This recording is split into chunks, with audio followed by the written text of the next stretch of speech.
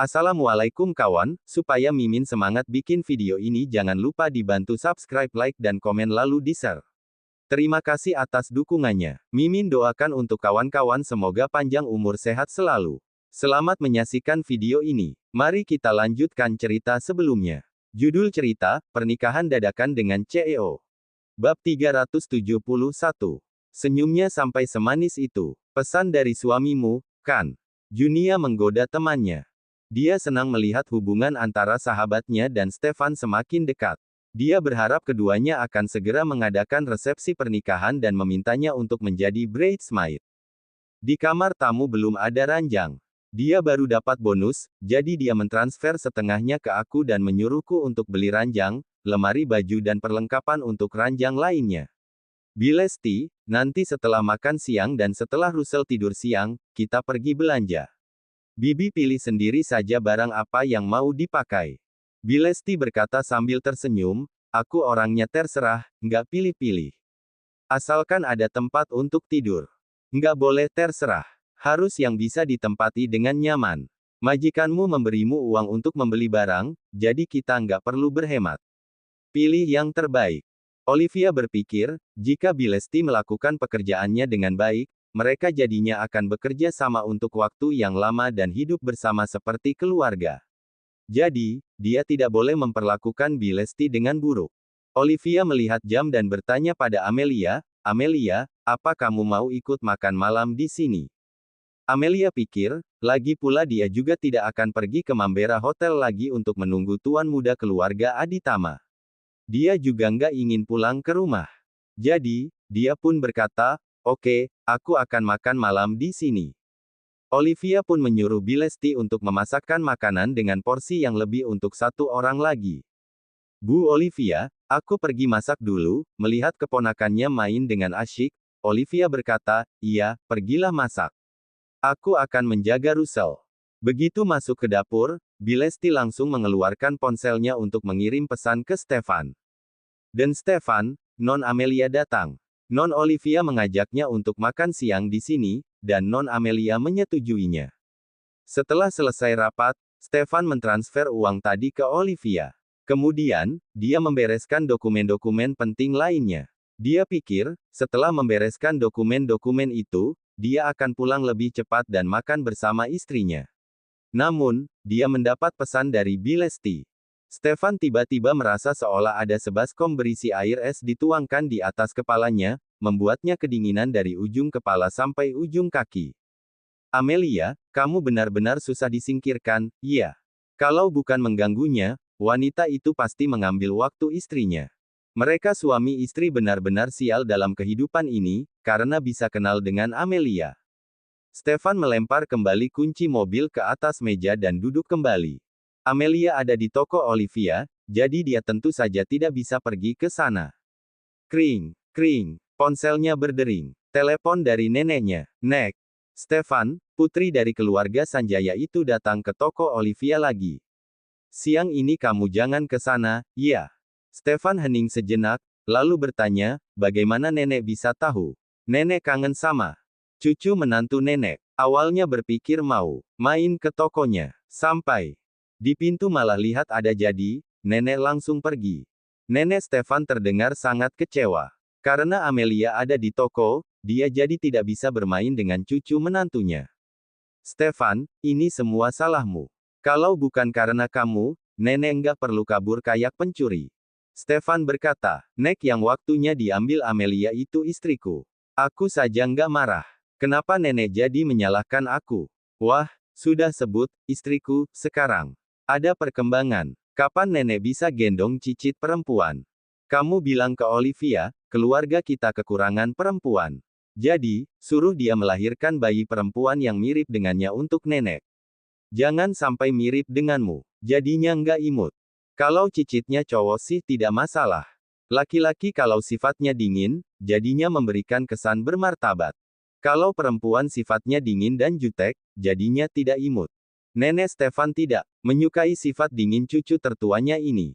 Dia tidak ingin memiliki cicit perempuan yang juga sifatnya seperti itu. Bab 372. Stefan, nenek benar-benar berpikir jangka panjang.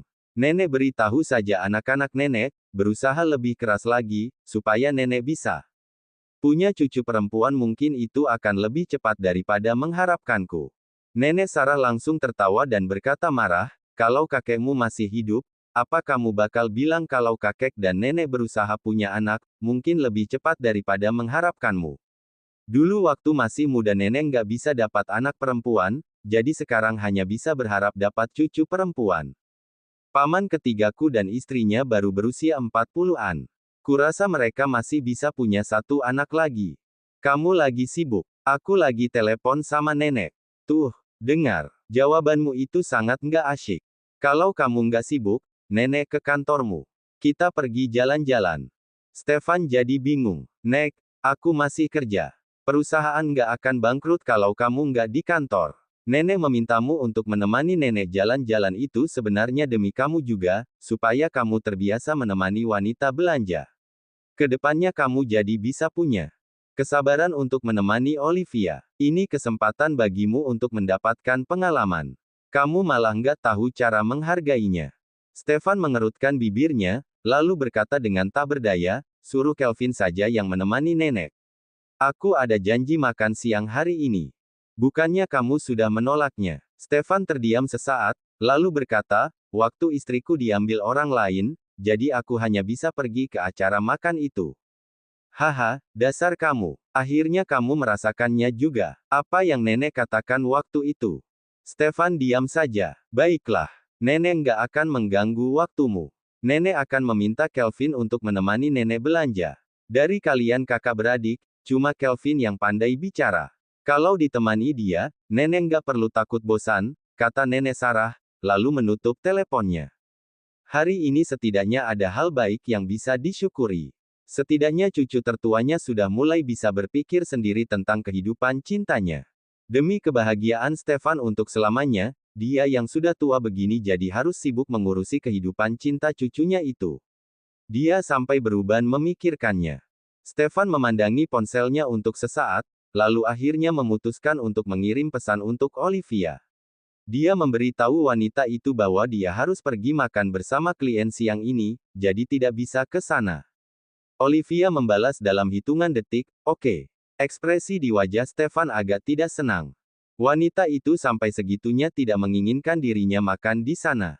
Ada Amelia di sana, jadi wanita itu sampai lupa dia istrinya siapa. Stefan yang sedang cemburu berat mungkin sudah lupa apa kata-kata yang dia tekankan berkali-kali. Aku nggak cemburu. Dia bahkan cemburu pada Amelia sekarang. Keterlaluan. Sebenarnya, dia bisa menelepon Aksa dan meminta pria itu untuk menyuruh adiknya pulang. Namun, kalau dia berbuat begitu, dia juga takut Amelia akan tahu kalau Olivia adalah istrinya. Stefan bersandar di kursi putar hitam dan mengerutkan keningnya. Itu karena dia jadi tahu bagaimana rasanya terkena konsekuensi atas rencananya sendiri. Setelah cemberut selama beberapa menit, dia mengesampingkan suasana hatinya yang murung, mengambil ponselnya dan menelepon Mambera Hotel. Dia menyuruh pihak hotel untuk mengantarkan beberapa lauk kesukaan istrinya ke toko. Istrinya sedang mentraktir orang makan, jadi harusnya ada beberapa lauk enak. Olivia sama sekali tidak tahu alasan Stefan tidak jadi datang adalah karena Amelia ikut makan di tokonya. Dia dan Junia membereskan barang-barang yang dibeli Amelia bersama. Murid-murid akan segera pulang sekolah. Kalau barang-barangnya masih bertumpuk di sana, mereka jadi akan kewalahan. Amelia sedang menggendong Russell dan bermain bersama anak itu, Russell. Suara ibunya Roni yang tinggi dan lantang tiba-tiba terdengar. Raut muka Olivia seketika berubah menjadi masam. Bab 373. Ibunya Roni masuk ke toko, sambil menggandeng anak ketiga Sela. Sela tidak datang, mungkin sudah kembali ke kantor. Russell, Kak Aiden datang untuk main bersamamu. Olivia, Junia. Ibunya Roni tersenyum sambil menyapa Olivia dan Junia. Melihat kedua wanita itu sedang membereskan barang, wanita itu jadi memperhatikan. Tak lama kemudian, perhatiannya tertuju pada Amelia. Amelia tidak menurunkan Russell ke lantai, bertanya pada anak itu, Russell, siapa dia? Olivia berdiri tegak dan berkata dengan nada tenang, Tante, kenapa Tante datang ke di sini? Lalu, dia memberitahu Amelia, ini mertuanya kakakku. Nenek kandung Russell. Olivia menekankan kata-kata nenek kandung Russell. Amelia melihat Aiden yang digandeng oleh ibunya Ronnie, kemudian menunduk dan melihat ke Russell. Russell memanggil wanita itu, tetapi tidak disahut. Jelas sekali anak ini tidak dekat dengan neneknya. Dia pikir, hubungan antara kakaknya Olivia dengan mertuanya mungkin kurang baik. Russell biasanya nggak ada teman main, jadi aku sengaja membawa Aiden datang untuk bermain dengannya hari ini, jelas ibunya Ronnie.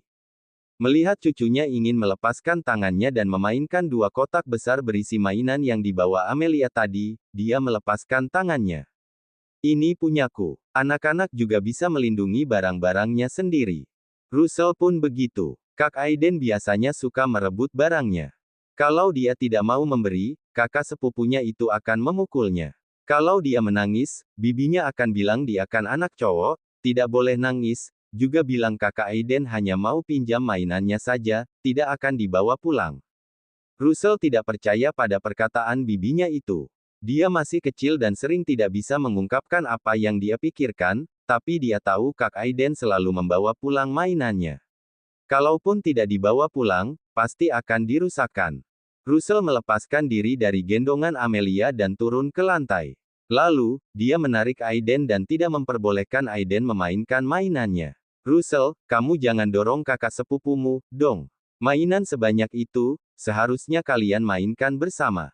Melihat Russell mendorong Aiden, ibunya Ronnie refleks langsung menarik Russell, tidak membiarkan anak itu mendorong cucunya. Perilakunya itu tentu saja dilihat oleh Olivia dan yang lainnya, membuat mereka sedikit tidak senang. Amelia berdiri paling dekat dengan Russell. Dia berdiri dan menarik Russell menjauh dari ibunya Ronnie, lalu menarik kotak mainan yang belum selesai dibereskan mendekatinya. Kemudian, dia berkata dengan wajah dingin, "Tante, ngajar anak kok seperti itu sih? Ini barang orang. Kalau diambil tanpa izin, namanya mencuri. Selain itu, semua barang ini aku yang beli untuk Russell. Semuanya punya Russell. Russell nggak mau meminjamkannya untuk dia, jadi kalau mau main beli sendiri." Melihat Amelia tidak memperbolehkannya memainkan mainan-mainan itu, Aiden langsung berbaring di lantai dan berguling-guling sambil menangis. Bahkan batuk-batuk. Aiden, Aiden. Ibu Ronnie cepat-cepat menarik cucunya, sambil berkata pada Olivia, "Olivia, siapa orang ini? Kok perhitungan banget sama anak kecil? Aiden dan Russell kan sepupu.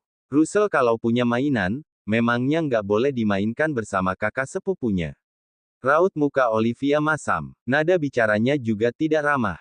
Mainan Russell ya punya Russell. Kalau dia bersedia meminjamkannya untuk Aiden, baru mereka boleh main bersama. Kalau dia nggak mau, ya nggak boleh. Russell itu sifatnya jadi buruk karena diajari oleh kamu dan kakakmu itu, sampai nggak ramah sama kakak sepupunya sendiri, kata ibunya Ronnie sambil menunjuk Olivia. Bab 374. Olivia berkata dengan dingin, "Siapa Aiden? Apa hubungannya dia denganku? Russell adalah keponakanku. Aku nggak mungkin membuat keponakanku bersedih demi menghibur anak orang lain, dong. Russell jahat dari mana? Yang jahat itu cucumu yang kamu ajari itu." Aiden biasanya suka menindas Russell, merebut mainan Russell, memukul Russell, bahkan membawa mainan Russell pulang. Kamu sebagai neneknya memangnya nggak bisa melihatnya. Jadi, bagaimana cara kalian mengajarinya? Tante, Aiden itu cucu dari anak perempuanmu, sedangkan Russell cucu dari putramu. Kamu terlalu pilih kasih. Ibunya Ronnie terdiam. Segera setelah itu, dia berkata, "Olivia, Aiden itu masih kecil. Lagi pula, Russell punya begitu banyak mainan. Memangnya kenapa kalau diberikan untuk Aiden sedikit? Russell, kamu lihat kakakmu nangis. Berikan 2 mainan untuk Kak Aiden, ya." Russell ragu-ragu. Amelia berkata kepada Russell, "Russell, kalau kamu nggak mau memberikannya, jangan memaksakan diri. Kalau dia suka nangis, biarkan saja dia nangis sampai puas. Kalau dia suka membantu tantemu mengelap lantai, biarkan dia mengelapnya. Jadi, tantemu nggak perlu mengepel lantai lagi." Russell berbisik, "Kak Aiden jahat. Aiden meninggalkan kesan buruk padanya. Kalau dia jahat, nggak usah bermain dengannya lagi. Tante, tolong bawa cucumu pergi. Toko temanku ini kecil, nggak luas. Tante bawa saja dia keluar sana, biar dia puas berguling-guling." Olivia tidak rela membuat keponakannya sendiri bersedih demi memuaskan anak orang lain. Apalagi Amelia. Dia orangnya tidak akan menahan diri. Kalau ada yang berani banyak ngomong di depannya, dia bisa menamparkan orang itu kapanpun juga. Aiden, yuk bangun. Kita pergi dari sini. Kita nggak butuh mainannya. Nenek belikan Aiden lebih banyak mainan nanti. Ibunya Roni sangat marah dibuat Olivia dan Amelia, juga kasihan pada cucunya yang berguling-guling di lantai. Jadi, wanita itu berjongkok dan membujuk cucunya. Aku nggak mau. Aku maunya mainan Russell. Aiden terlalu dimanjakan. Dia bersikeras menginginkan mainan Russell. Aiden, mainan Russell nggak enak bagus. Nenek bawa kamu pergi beli mainan yang lebih bagus, iya. Enggak, aku mau punya Russell. Maunya punya Russell. Aiden yang baru saja ditarik berdiri oleh neneknya kembali berbaring di lantai, lanjut menangis dan berguling-guling. Ibunya Roni kasihan dan tidak berdaya melihatnya. Olivia sangat tidak suka padanya. Dia juga tidak berani bertengkar dengan Olivia. Lagi pula, mainannya memang punya Russell, dan bagaimanapun juga, Russell adalah cucu kandungnya sendiri. Tiba-tiba, Aiden berhenti berguling-guling. Dia bangun dari lantai dan segera berjalan ke depan Russell dan batuk di depan wajah Russell. Olivia melangkah maju dan menarik Aiden, lalu membawa anak itu ke sisi ibunya Roni. Kemudian, dia berkata dengan dingin, "Tante, cepat bawa dia pergi. Jangan bikin ribut di sini." Amelia buru-buru mengeluarkan tisu dan mengelap wajah Russell. Aiden batuk di depan Russell. Pasti ada ludah yang mengenai Russell. Dia jijik melihatnya. Aiden digendong oleh neneknya. Dia berkata dengan suara besar, "Mamaku bilang, aku sakit. Asalkan aku batuk di depan Russell, dia juga akan sakit sepertiku dan Tante Odelina jadi nggak bisa pergi kerja lagi." Uhuk. Ibunya Roni dengan cepat menutupi mulut cucunya, tetapi sudah terlambat. Olivia berbalik badan dan pergi mengambil sapu untuk mengusir kedua orang itu. Melihat hal itu, ibunya Roni langsung menggendong cucunya dan berlari keluar toko. Amelia dan Junia serempak melepaskan sepatu mereka dan melemparkannya ke dunggung wanita itu. Mereka berdua pakai sepatu hak tinggi, dan dua-duanya mengenai punggung wanita itu. Wanita itu kesakitan, tapi tidak berani berhenti dan terus berlari sambil menggendong cucunya. Olivia keluar membawa sapu. Melihat ibunya Roni menggendong Aiden dan sudah berlari sampai di pinggir jalan, dia tidak mengejar mereka. Ada banyak mobil di jalan. Kalau sampai kedua orang itu tertabrak mobil karena dikejar olehnya, dia akan mendapat masalah. Amelia dan Junia pergi keluar sambil berjingkrak, memungut sepatu mereka, lalu memakainya. Amelia berkata, "Olivia, apa dia benar-benar neneknya Russell? Jahat sekali, sih." Bab 375. Olivia berkata dengan ekspresi muram, "Aku juga berharapnya dia nenek tirinya Russell, jadinya nggak akan terlalu menyakitkan. Tapi sayangnya, dia memang nenek kandungnya Russell. Nenek keponakannya dan neneknya sendiri sama saja." Setelah diam sejenak, dia melanjutkan, "Wanita itu membawa Aiden yang sedang flu ke sini, supaya bisa menularkannya untuk Russell. Kalau Russell sakit, kakakku mana bisa bekerja dengan tenang. Dia pasti akan meminta izin untuk merawat Russell. Baru kerja 2 hari sudah minta izin. Pekerjaannya akan sulit dipertahankan. Supaya kakaknya tidak kembali ke dunia kerja, keluarga pamungkas memang bisa melakukan segalanya. Kakaknya sudah punya kerja sekarang, jadi cepat atau lambat pasti akan segera minta cerai. Semakin cepat bercerai, kakaknya akan bisa semakin cepat memulai hidup baru." "Olivia, kenapa mertua kakakmu nggak mau dia kerja?" tanya Amelia. Olivia membawa sapu kembali ke tempat asalnya. Melihat Russell berjalan keluar, dia membungkuk dan menggendong keponakannya itu dengan satu tangan. Lalu, dia berkata sambil berjalan, "Kakak ipar kakakku itu ingin menyekolahkan kedua anaknya di kota. Rumah yang kakakku tinggali sekarang dekat dengan sekolahnya. Wanita itu menginginkan rumah itu. Wanita itu ingin meminta kakak iparku itu untuk mengalihkan kepemilikan rumah ke atas namanya. Dengan begitu, kedua anaknya bisa dengan mudah masuk ke sekolah yang bagus. Tapi, dia ada kerja dan nggak bisa mengantar jemput anak-anaknya. Dia ingin kakakku yang membantunya menjemput kedua anaknya, memasak dan membantu anak-anaknya untuk mengerjakan PR. Kakakku menolaknya. Kakakku nggak mudah mendapatkan pekerjaannya, jadi dia memutuskan untuk kerja. Supaya kakakku setuju untuk membantu, mereka menggunakan cara seperti ini sekarang. Orang tua kakak iparku itu selalu memikirkan putri mereka. Suami kakakku bahkan juga begitu, selalu membantu kakaknya sendiri. Dulu, mereka memperlakukan kakakku dengan sangat baik.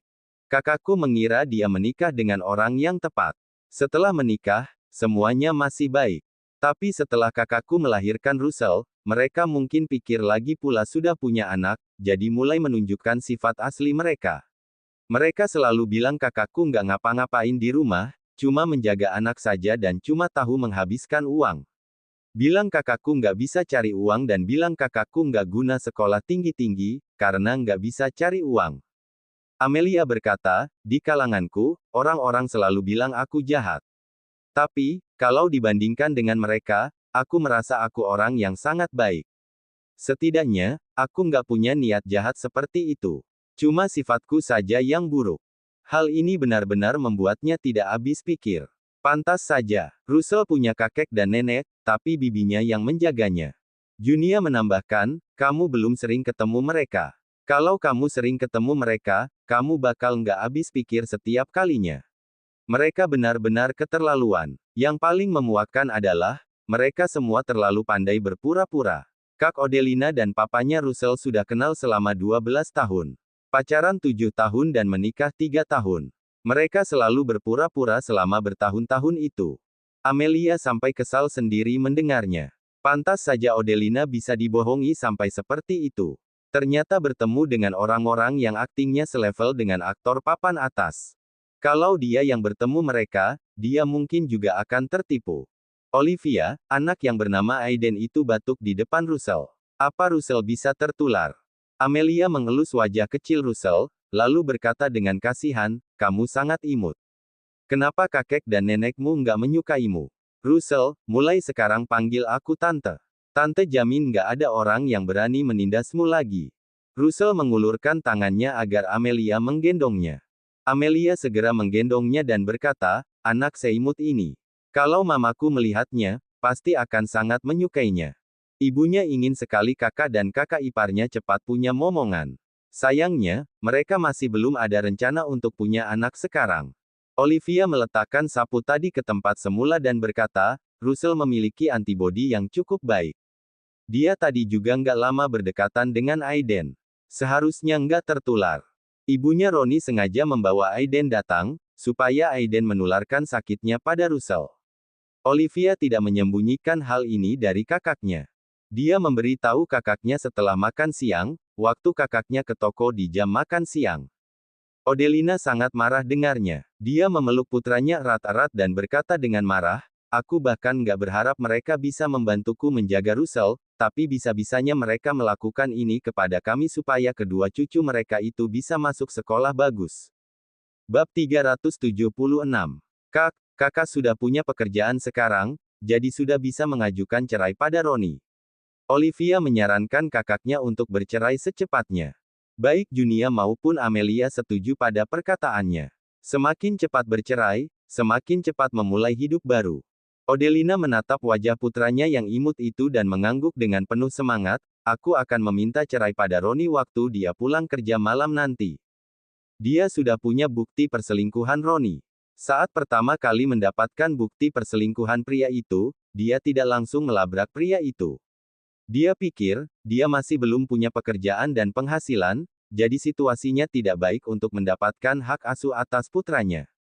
Sudah mau tahun baru Imlek. Awalnya, Odelina ingin menunggu sampai dia mendapatkan gaji bulan pertamanya, kemudian baru mengajukan cerai. Namun, perilaku mertuanya hari ini membuatnya tidak bisa menahannya lagi. Dia masih bisa menahan perilaku mereka terhadap dirinya, tapi kalau mereka melakukan sesuatu yang menyakiti Russell, dia tidak bisa terima.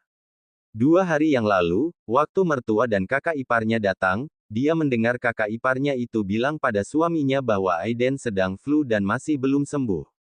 Ayah Roni takut Aiden akan menularkan flu itu pada Russell, makanya tidak mengizinkan wanita itu membawa Aiden datang. Tak disangka, wanita itu menyuruh mertua perempuannya untuk membawa Aiden yang belum sembuh datang ke sini. Tujuannya supaya Aiden menularkan sakitnya pada Russell, sehingga dia tidak bisa bekerja dengan tenang. Lebih bagus lagi kalau dia sampai kehilangan pekerjaan ini. Pemikirannya itu sangat licik. Memangnya mertuanya pikir Odelina akan membantu putrinya menjaga anak kalau tidak bekerja. Mimpi saja, Kak Odelina. Amelia menatap Odelina yang tubuhnya berisi. Entah mengapa merasa Odelina memberikan kesan yang familiar padanya. Rasa itu membuatnya ingin sekali berteman dekat dengan wanita itu, aneh sekali. Apa dirinya dulu bersaudara dengan kedua kakak beradik ini di kehidupan yang lalu? Amelia adalah orang yang melakukan segala sesuatu sesuai perkataan hatinya. Dia suka berteman dekat dengan Olivia dan kakaknya dan tidak akan berpikir yang macam-macam. Dia berkata, Kak Odelina, kalau kamu perlu mengajukan gugatan cerai, beritahu aku. Aku akan mencarikan pengacara terbaik untuk membantumu dalam kasus perceraian itu. Kita akan memperjuangkan semua yang kamu pantas dapatkan. Jangan biarkan mereka seenaknya. Selain itu, kamu harus memperjuangkan hak asuh atas Russell. Cuma dari melihat neneknya Russell saja, sudah bisa buat aku tanu, jangan pernah membiarkan Russell ikut dengan mereka. Odelina berkata dengan penuh rasa terima kasih, Amelia, terima kasih. Aku akan berusaha sebaik mungkin untuk memperjuangkan hak asuh Russell. Dia bekerja serajin ini, apalagi kalau bukan demi putranya. Amelia berkata dengan berani, Russell saja sudah memanggilku tante. Itu berarti dia juga keponakanku. Masa depan kalian berdua ada di bawah perlindunganku. Aku ingin melihat siapa yang berani menindas orang yang kulindungi. Junia tersenyum dan berkata, Amelia, jika kamu hidup di zaman kuno, kamu pasti akan menjadi pendekar wanita Fang Loval. Amelia sedikit tersipu dan berkata, Junia, jangan meninggikan aku seperti itu. Aku tahu jelas aku orangnya seperti apa. Aku ini orangnya sangat pemilih dalam berteman. Kalau aku sudah nggak suka orang, meskipun dia anggota dari keluarga Sanjaya, aku juga akan tetap melakukan sesuai isi hatiku. Kalau tidak begitu, bagaimana dia bisa dibilang suka bersikap semena-mena dan keras kepala? Itu benar. Kita memang harus mementingkan takdir. Junia meraih lengan temannya, Olivia dan aku benar-benar jodoh, tapi sayangnya aku bukan laki-laki. Olive tertawa. Dengan dukungan adiknya, Junia dan Amelia, Odelina memutuskan untuk mengajukan gugatan cerai kepada Roni malam ini. Bab 377. Russell dengan cepat tertidur di pelukan ibunya. Odelina menitipkan anaknya kepada adiknya saat anaknya sedang tidur. Dia sangat berterima kasih saat mengetahui adik dan adik iparnya mempekerjakan Bilesti sebagai pengasuh untuk membantunya mengurus Russell. Sekarang, dia masih belum bisa berdiri sendiri. Dia akan mengingat kebaikan adiknya dulu. Setelah dia bisa berdiri sendiri, dia akan membalas budi adik dan adik iparnya itu. Odelina pun pergi kerja lagi. Amelia menerima telepon dari satu-satunya teman baiknya. Dia tidak tahu, temannya mengajak bertemu untuk apa. Setelah menutup telepon, dia berpamitan pada Olivia dan Junia, lalu pergi dengan tergesa-gesa. Junia, kamu tolong jaga toko dan Russell dulu, aku akan membawa Bilesti untuk membeli barang-barang pelengkap untuk ranjang. Olivia masih ingat bahwa dia harus membelikan ranjang, lemari dan barang keperluan lainnya untuk Bilesti. Oke, kata Junia dengan santai. Sekarang ini juga sedang santai dan sepi di toko, karena belum waktunya murid-murid selesai kelas. Dia biasanya menghabiskan waktunya untuk membaca novel. Bilesti berkata, Non Olivia, Non saja yang pergi beli. Nanti kalau Russell bangun, harus ada yang menjaganya. Bilesti saja kasihan pada Russell setelah mengetahui anak itu punya nenek yang seperti itu, seperti yang dikatakan Amelia, anak seimut itu kenapa tidak disukai. Dia berpikir dalam hati, padahal Odelina melahirkan anak laki-laki. Begitu saja, keluarga mertuanya sudah memperlakukan Russell dengan seperti ini. Kalau Odelina melahirkan anak perempuan, dia tidak tahu anak itu akan diperlakukan seperti apa. Untungnya Odelina mau bercerai, baguslah kalau bercerai. Keluarga seperti itu memang seharusnya ditinggalkan sejak awal. Bilesti bersikeras ingin tetap di toko, jadi Olivia pun pergi sendiri untuk membelikan ranjang untuk wanita itu.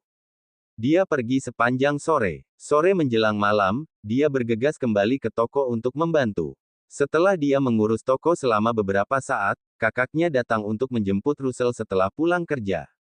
Junia juga pulang, sehingga hanya tersisa dirinya dan Bilesti yang menjaga toko. Setengah jam kemudian, Stefan datang. Kamu nggak perlu lembur. Olivia melihat suaminya masuk dengan langkah santai. Pembawaan pria itu begitu energi dan sederhana, membuatnya agak terpesona. Pria itu sangat tampan dan penuh karisma. Kerjaan sudah selesai, jadi aku pulang, Pak Stefan, sapa Bilesti. Stefan mengangguk padanya dan menarik kursi untuk duduk di depan Olivia. Olivia mengalihkan tatapan kagumnya dan kembali bekerja. Stefan sedikit kecewa. Ketika dia baru masuk tadi, dia jelas-jelas melihat wanita ini memandangnya dengan terpesona.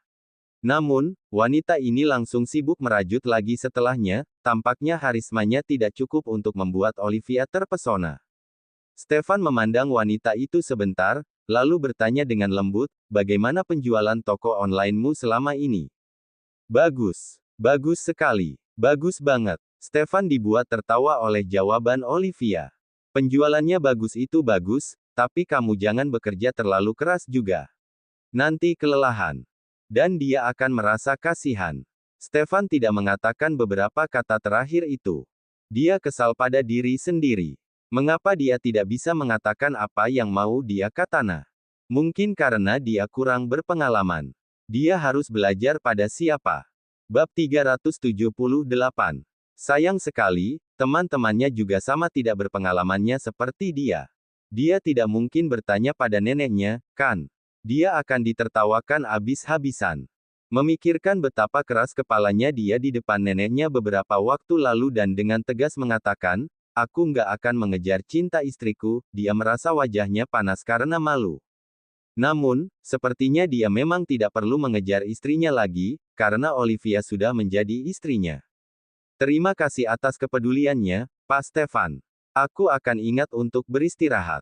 Olivia merajut kerajinan berbentuk mobil dengan cekatan, Pak Stefan, kamu bawa Bilesti pulang dulu saja. Ingat bawa Clue dan 2 kucing lainnya juga. Stefan berkata dengan cemberut, aku nggak mau membawa 3 ekor hewan itu. Kalau gitu minta Bilesti yang membawa mereka. Tokoku juga lagi nggak ramai sekarang. Kalian berdua nggak bisa bantu apa-apa juga di sini. Jadi, lebih baik pulang. Supaya Bilesti juga bisa membereskan kamarnya. Kamu malas dekat-dekat denganku, ya. Olivia mendongak untuk menatap Stefan, kemudian menunduk lagi untuk mengerjakan kerajinannya dan berkata sambil tersenyum, Pak Stefan, kamu ini orangnya sensitif sekali. Aku ini omong apa adanya, bukannya nggak mau dekat-dekat denganmu. Kalau begitu, coba kamu sebutkan, apa yang kamu bisa lakukan di sini untuk membantuku. Stefan diam saja, ekspresinya muram. Dia tidak bisa merajut dan membuat kerajinan. Kalau membantu menjualkan barang-barang di toko, Olivia malah tidak suka, karena dia terlalu serius dan takutnya akan membuat murid-murid ngeri. Harus diakui, dia memang tidak bisa membantu apa-apa. Kenapa neneknya mencarikan istri yang begitu hebat untuknya? Dia sampai tidak punya kesempatan untuk membantu istrinya ini. Stefan mengomel pada neneknya dalam hati. Bilesti cepat-cepat berkata, Bu Olivia, aku hanya membawa beberapa setel baju, jadi nggak ada yang perlu dibereskan di rumah. Aku nggak perlu pulang cepat-cepat, kok karena kedua orang itu tidak mau pergi, Olivia juga tidak berkata apa-apa lagi. Supaya tidak menjadi obat nyamuk di sana, Bilesti pun pergi ke depan rak buku di pojokan dan membawa buku. Namun, dia membuka telinganya dengan lebar, untuk mendengarkan percakapan pasangan suami istri itu. Kalau ada yang tidak beres, dia akan turun tangan untuk menyelamatkan situasi. Dan Stefan itu orangnya angkuh, tidak pandai bicara dan tidak tahu cara menyenangkan wanita. Kalaupun pria itu tahu kalau dirinya sudah memperlakukan istrinya dengan tidak baik, dia juga tidak bisa mengatakan hal-hal manis untuk membujuk wanita itu.